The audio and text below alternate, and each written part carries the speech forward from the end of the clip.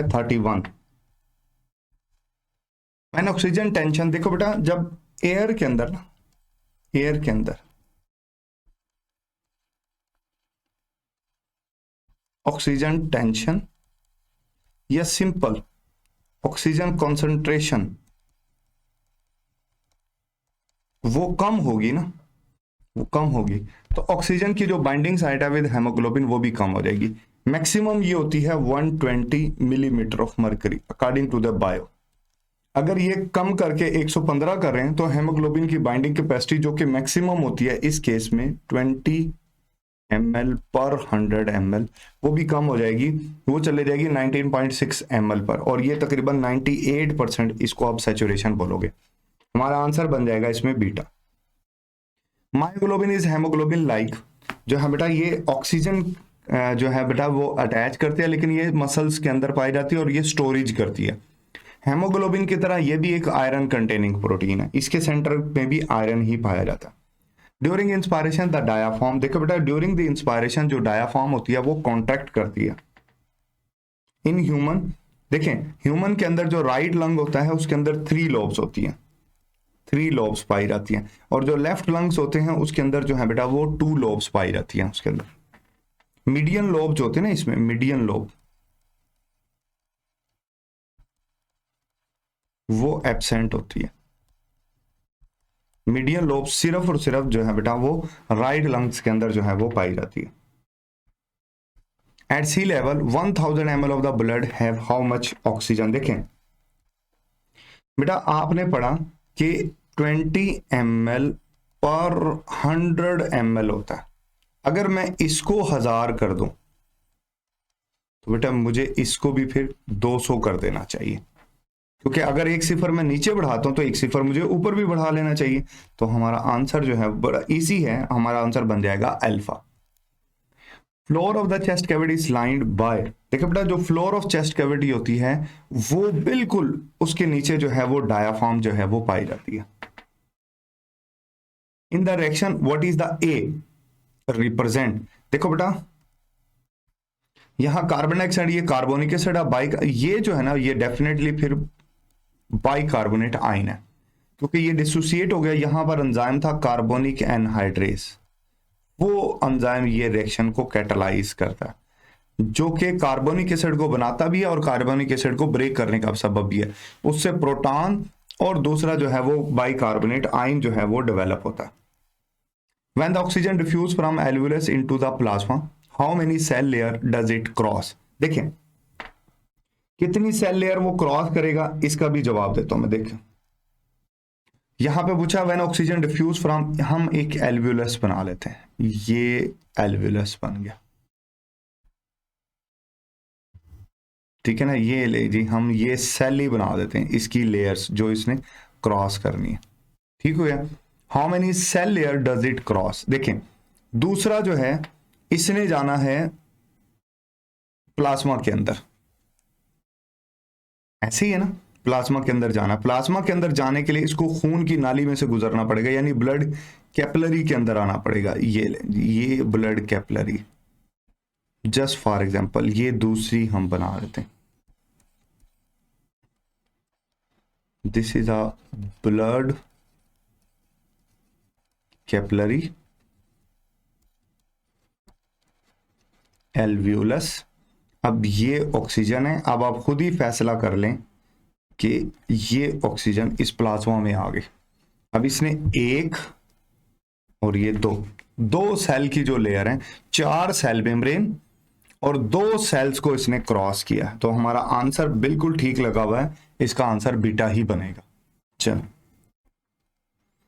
Literal meaning of analytes are, देखो बेटा इनको जो है वो लिटल रिंग्स कहा जाता है। What do two body system are white blood cells are present, देखो बेटा वाइट ब्लड सेल्स आपके एक तो सर्कुलेटरी में है और दूसरा आपका इम्यून सिस्टम में होते हैं। What is not the part of lymphatic system, जो है बेटा वो रेड ब्लड सेल्स, ना ही रेड ब्लड सेल्स और ना ही प्लेटलेट्स, बाकी ब्लड का हर हिस्सा जो है वो लिम्फ का हिस्सा होता है, ये 2 सेल्स हिस्सा नहीं होते। What term refer to the fluid that leak out of the blood vessel? Definitely उसको जो है वो आप interstitial fluid बोलते हो, lymph नहीं बोलोगे। lymph उसको तब बोलोगे जब वो lymph कैपिलरी के अंदर चला जाएगा। What is the function of lymph node? lymph node के अंदर ना बहुत सारे white blood cells होते हैं। तो ये white blood cells जो है बेटा बैक्टीरिया, वायरस और इन चीजों को जो है पैथोजेंस को फिल्टर आउट कर देते हैं, मार देते हैं। In normal expiration the diaphragm, बिल्कुल जब हमने कहा कि इंस्पायरेशन में डायाफ्राम कॉन्ट्रैक्ट करती है तो एक्सपायरेशन में ऑपोजिटली जो है बेटा वो डेफिनेट सी बात है वो रिलैक्स करेगी और वो आर्च्ड शेप में आ जाती है। The oxy haemoglobin association remain stable, जब ये कब स्टेबल रहेगी? ये जब आप ऑक्सीजन की कॉन्सेंट्रेशन बढ़ा देंगे तो जो ऑक्सीजन पहले से बाइंड है वो बाइंड ही रहेगी। अगर किसी एरिया में ऑक्सीजन ज्यादा है, जहां ऑक्सीजन कम होगी वहां ये ऑक्सीजन है हेमोग्लोबिन बॉन्डिंग जो है वो ब्रेक हो जाएगी। In man the percentage of carbon dioxide dissolve in plasma just 5%, क्योंकि 20% ये कार्बिमो हेमोग्लोबिन के थ्रू ट्रांसपोर्ट होती है।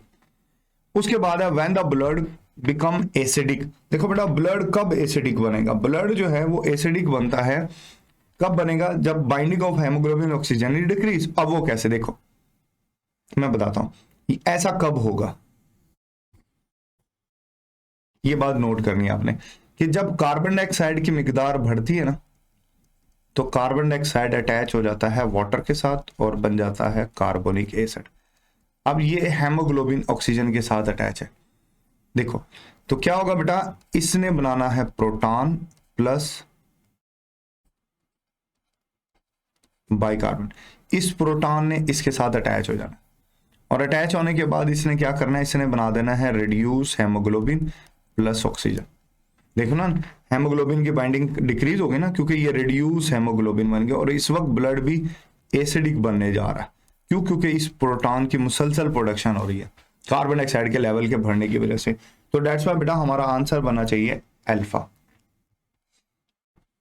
एक्सेलेशन, देखें जो एक्सेलेशन होता है ना वो एक रिकॉइल होता है, यानी कॉन्ट्रैक्ट होने के बाद वापसी, तो वो एक पैसिव प्रोसेस होता है। जो इंस्पायरेशन है वो एक एक्टिव अमल है क्योंकि उसमें डायाफ्राम और इंटरकोस्टल मसल्स की कॉन्ट्रैक्शन होती है और उस दौरान डेफिनेटली डायाफ्राम और intercostal muscles are skeletal muscles, वो एनर्जी यूज करते हैं। तो इनहेलेशन जो होता है वो हमारे यहाँ जो इनहेलेशन है वो हमारे यहाँ एक्टिव है, एक एक्टिव प्रोसेस है, और जो एक्सेलेशन होता है वो पैसिव होता है। उसके बाद है which kind of the blood leave the heart of the human and goes to the lungs? Definitely वो डीऑक्सीजनेटेड ब्लड होता है। Breathing is a mechanical process. Carbonic anhydrase is present in high concentration in red blood cell, erythrocytes के अंदर ये होता है ज्यादा। Oxygenated blood from lungs to is carry to the heart by, देखो बेटा वो सिंपल सी बात है, पल्मोनरी वेन के जरिए वाहिद वेन होती है जिसमें ऑक्सीजनेटेड ब्लड होता है, बाकी बॉडी की हर वेन में डीऑक्सीजनेटेड ब्लड पाया जाता है। In human you would place the trachea, देखो बेटा ये जो ट्रेकिया होता है ये वेंट्रल टू एसोफेगस होता है, आगे की तरफ ट्रेकिया होगा, पीछे की तरफ जो है वो एसोफेगस पाई जाती है। Oxygen absorb and transport in at sea level, वो आपको मैं पहले भी बता चुका हूं कि वो जो है ना वो 20 ml पर 100 ml होता है। ये आएगा, ये इसका जवाब आएगा, ठीक है ना, तो ये यहां आना चाहिए था। Which of the following pair the two term represent the same thing? देखो बेटा इसमें जो मिट्रल वॉल और बाइकस्पिड है ये सेम है, बाइकस्पिड वॉल को मिट्रल वॉल भी कहा जाता है। बाकी प्लाज्मा और सीरम में प्रोटीन का फर्क होता है। लिम्फोसाइड में लीकोसाइड्स, सारे लिम्फोसाइड लीकोसाइड नहीं होते, और एट्रियोवेंट्रिकुलर नोड बल्कि ऐसे नोड जो होता है ना वो पेसमेकर होता है, ना कि AV node. Rate of the blood flow is, ये जो है बेटा ये पाया जाता है एओर्टा में।